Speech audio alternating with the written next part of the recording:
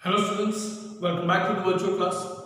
In OCA we are dealing with chapter number 4 and the chapter is known as organizing, and in this chapter up to now we were understanding the different types of the organization. In the last session we understood about the fourth type of the organization, and that was the informal organization. કે જેની અંદર આપણે જોયું કે જ્યારે એક formal organisation create થાય છે તો એ ફોર્મલ ઓર્ગેનાઇઝેશનમાં જે લોકો એકબીજા સાથે વર્કમાં આવે છે પછી એના અંદરો અંદર ઇન્ટરનલ રિલેશનશિપ્સ બોન્ડ થાય છે અને એ રિલેશન ઇન્ફોર્મલ હોય છે. They are not related with the work but those relations are related to the common interest, the common areas of interest they do find with each other. So એ રીતના લોકો એકબીજાથી કનેક્શનમાં આવે છે અને એકબીજાના કનેક્શનમાં આવીને પોતાના જ અલગથી બોન્ડિંગ્સ ઊભા થાય છે અને એ જે બોન્ડિંગ્સ એ લોકોના ક્રિએટ થાય છે એ બોન્ડિંગના બેઝ ઉપર પછી એ લોકો એકબીજાને વર્કમાં પણ હેલ્પ કરે છે કે at the end of the day it is being helpful for the growth of the business too.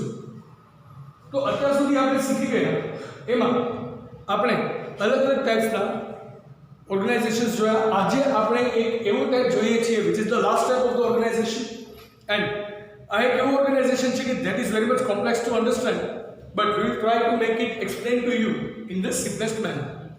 તો ઓપરેટ કરવું થોડું કોમ્પ્લેક્સ છે, એનું સ્ટ્રક્ચર થોડું કોમ્પ્લેક્સ છે, but somehow it is being very much beneficial to any of the business. Matrix organization create करना is not an easy task, but once it is formed it can be very much useful to any of the business house you find. Right, so let's start understanding that. In this topic we are going to understand the first one, that is the meaning of the matrix organization, and the second one, the design of the matrix organization. So let's start with the meaning first. The meaning of matrix organization, it says it is the modern kind of organization. जो organization का latest जो modern kind છે આજના સમયમાં જે organization evolve થયેલું છે અને જે organization નો ખૂબ જ યુઝ થાય છે બરાબર એવું modern kind of organization છે.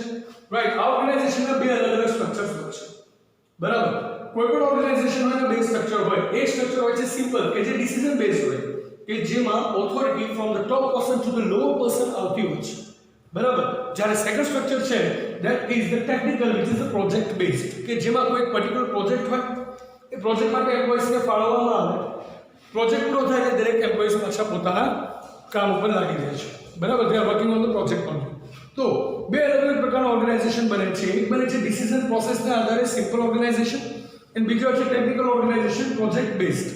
હવે આ બંનેનું જ્યારે કોમ્બિનેશન થાય છે ને ત્યારે આપણે મેટ્રિક્સ ઓર્ગેનાઇઝેશન કહીએ છીએ બરાબર. જ્યારે સિમ્પલ ડિસિઝન પ્રોસેસ અને પ્રોજેક્ટનું બંનેનું કોમ્બિનેશન થાય ત્યારે આપણે એને મેટ્રિક્સ ઓર્ગેનાઇઝેશન તરીકે ઓળખવાના છીએ બરાબર. So it is a combination of both simple and technical organisations.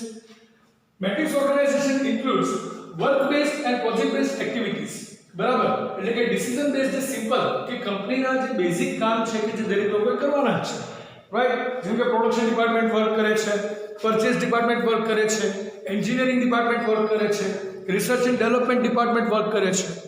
તો આ બધા અલગ અલગ ડિપાર્ટમેન્ટ્સ છે એ પોતાની રીતે વર્ક કરે છે બરાબર. એ તો છે જ, પણ એના સિવાય સ્પેશિયલાઇઝ પ્રોજેક્ટ ડિફાઇન કરવામાં આવે કે these are the extra activities we need to cover, અને એ એક્સ્ટ્રા પ્રોજેક્ટ બેઝ જે વર્ક છે બરાબર એ પણ સાથે કરવામાં આવે. તો મેટ્રિક્સ ઓર્ગેનાઇઝેશનમાં બંને પ્રકારની એક્ટિવિટીઝને ઇન્ક્લુડ કરવામાં આવે છે બરાબર, જે વર્ક બેઝ પણ હોય અને પ્રોજેક્ટ બેઝ પણ હોઈ શકે છે. Then it is the specialized work and the project management benefits. It gives the specialized work benefit as well as the project management benefits. આપણું જે વર્ક છે એ સ્પેશિયલાઇઝ મહેનતથી થાય, ટેકનિકલી વધારે એડવાન્સ્ડ બને બરાબર. તો સિમ્પલ ડિસિઝન પ્રોસેસ છે એની સાથે ટેકનિકલ પ્રોજેક્ટ પણ એડ થઈ જાય છે, તો ટેકનિકલ નોલેજ પણ આપણે એમ્પ્લોઈઝનું વધવાનું છે રાઈટ. સો ઇન ધેટ આપણું જે વર્ક છે એ સ્પેશિયાલિટીના પ્રમાણે ડિવાઇડ થશે કે કયો માણસ કયા વર્કમાં એક્સપર્ટ છે એ વર્ક મુજબ એને ત્યાં અલોટ કરવામાં આવશે.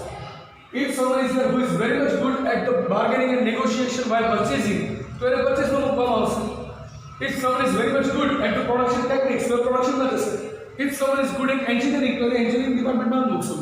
અને કોઈ માણસ છે કે જે ડેટા કલેક્શન બહુ સારી રીતે કરે છે, ડેટા એનાલિસિસ બહુ સારું કરે છે, તો આપણે એને R&Dમાં જ મૂકશું.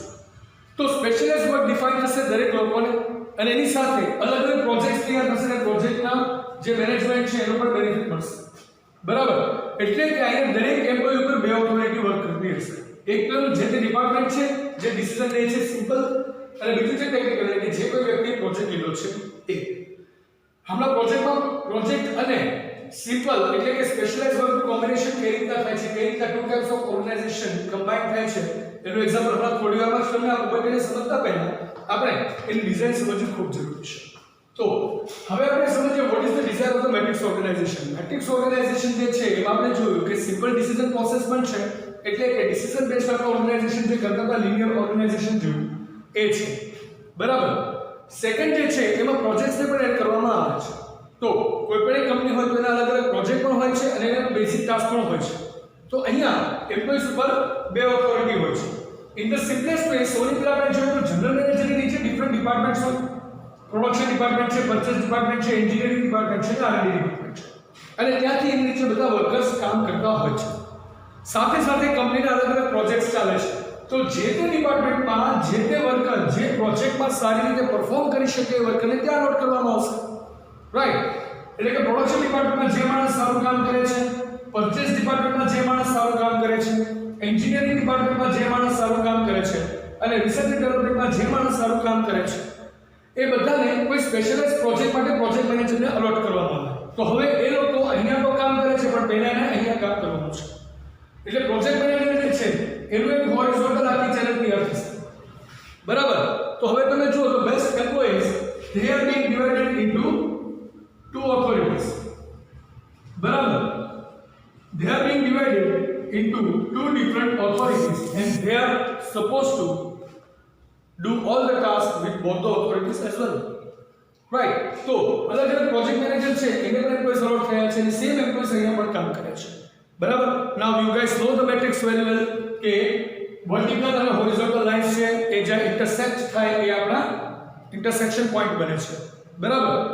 તો અહીંયા આજે મેં પોઈન્ટ્સ બનાવ્યા છે these are the employees who are working for both of the departments. Then how will they work? તો એમાં કેવું થશે કે જે એમ્પ્લોય જે ડિપાર્ટમેન્ટમાં સારું કામ કરે છે પછી કોઈ નવો પ્રોજેક્ટ ઇન્ટ્રોડ્યુસ થાય તો પ્રોજેક્ટ મેનેજર પૂછશે આ પ્રોજેક્ટ 1 છે, આ પ્રોજેક્ટ 2 છે, પ્રોજેક્ટ 3 છે, એના મેનેજર છે. બરાબર. તો પ્રોજેક્ટ મેનેજર એને પૂછશે કે ભાઈ પ્રોડક્શનમાં જે સારો પર્સન મને આપો, મને જરૂર છે. બરાબર. ભાઈ એન્જિનિયરિંગમાં જે સારો પર્સન છે મને આપો. ભાઈ તમારી પાસે આરએનડીમાં જે સારો માણસ છે મને આપો. ભાઈ તમારી પાસે પરચેસમાં જે સારો માણસ છે મને આપો, અમે એક અલગ પ્રોજેક્ટ પર વર્ક કરવાના છે. તો હવે એ માણસ આ વર્ટિકલ લાઈન છોડીને હોરિઝોન્ટલ લાઈન પર વર્ક કરશે.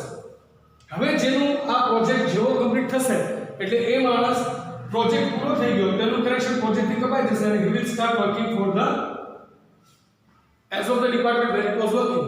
Right. જો એ પ્રોડક્શનમાં વર્ક કરતો હતો તો આ પ્રોજેક્ટ પૂરો થાય એટલે પ્રોડક્શનમાં જતો રહેશે. પરચેસનો પ્રોજેક્ટ પૂરો થાય એટલે પરચેસમાં જતો રહેશે. એન્જિનિયરિંગમાં આરએનડી વાળો આરએનડીમાં રિસર્ચ એન્ડ ડેવલપમેન્ટ. બરાબર.